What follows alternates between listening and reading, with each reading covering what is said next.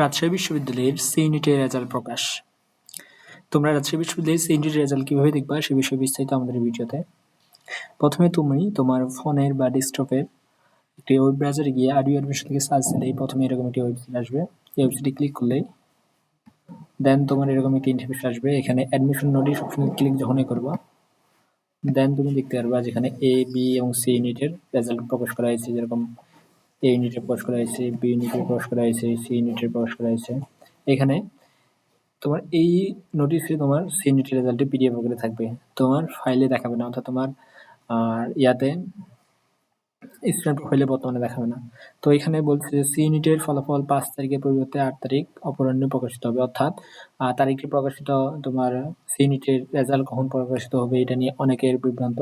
সেটা বলতেছে যে তোমার রেজাল্ট 8 তারিখে, মানে আর মাত্র 2 দিন পর তোমার রেজাল্টটি প্রকাশ করা হবে।